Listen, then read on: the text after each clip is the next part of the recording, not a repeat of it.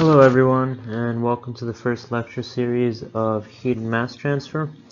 Today I'm going to go over a typical example of how to design a heat exchanger. Now, before we go into this, it's important to realize that the best way to approach chemical engineering classes, in my opinion, is concept learning. Now, this sounds like a very generic term, but the meaning behind concept learning is understanding the very core principles of your class initially and applying them to more complex examples.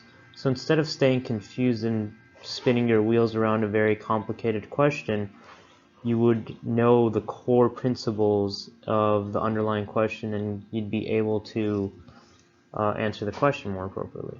So let's dive right in. So what we're trying to do over here is design a heat exchanger. Now this is just an example so that we can just introduce the type of parameters that we will be speaking about throughout this course. So let's start off. The way that I like to segment my working in these kinds of problems is I like to have them in blocks so that people understand.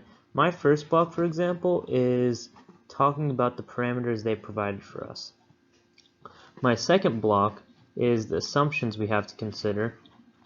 My third block is a schematic, and my fourth block is the unknowns.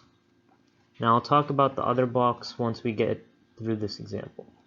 Now they told us that we have to heat 120 kilograms per second of liquid toluene from temperature X to temperature Y, and they also told us that it was saturated steam and gave us pressure, and they told us that the steam then condenses at 70 C, and that is the exit stream.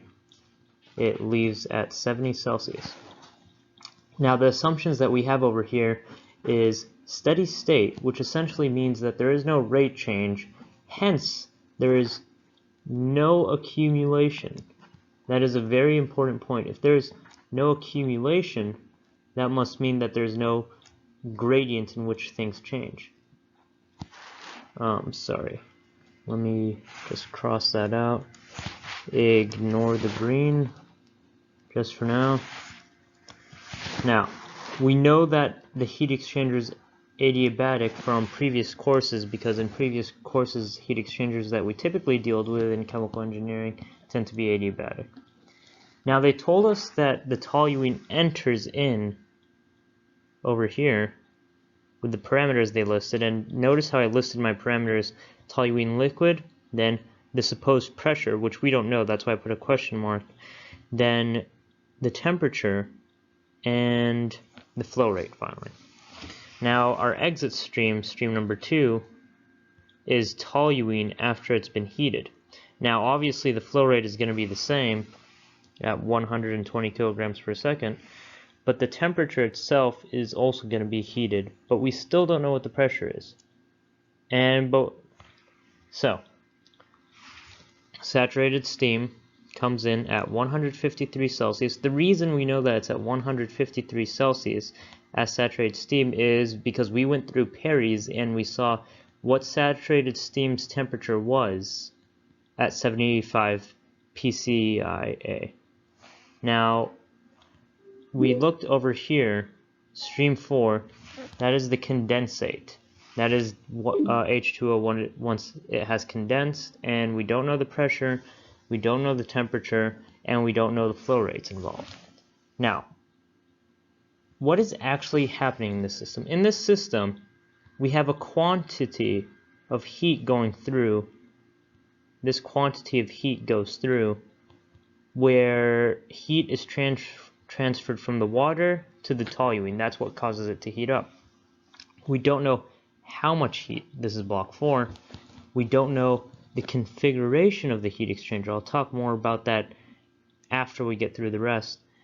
We don't know the size of our heat exchanger, and we don't know the flow rates of 3 and 4 like I spoke before, and we also don't know the pressures. I forgot to write that down. Now, this fifth block over here that I'm yet to speak about is the realizations. Now, what do I mean by the term realizations? What I mean by that is, what do we realize that either doesn't make sense, or what do we notice about the system? Now, what I noticed off the bat was that 2 and 4 over here, the water has a lower temperature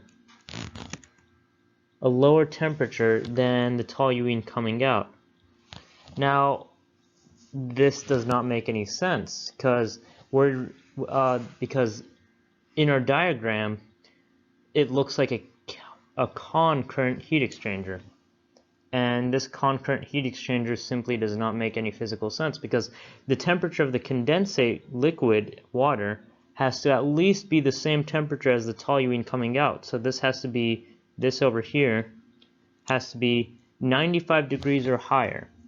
So we know that instead of this system, instead of this diagram, we should have a diagram that displays a countercurrent heat exchanger, where the steam comes in at 153 degrees at a similar location to the 95 degree toluene, and leaves over here at 70 Celsius at the opposite side, where it is at the same side as the cold toluene.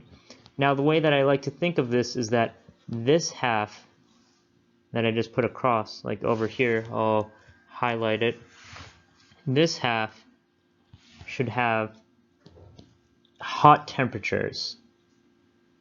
The steam should be at a hot temperature, and the toluene should also be at a hot temperature. So the steam enters hot and the toluene leaves hot. And then at this side, we have the exact opposite, where the toluene comes in cold and the steam leaves cold, meaning that the steam transferred heat to the toluene. And all of these are relative temperatures. Also, a new unit that I'd like to talk about is heat, which is represented by Q. It is in kilojoules per second.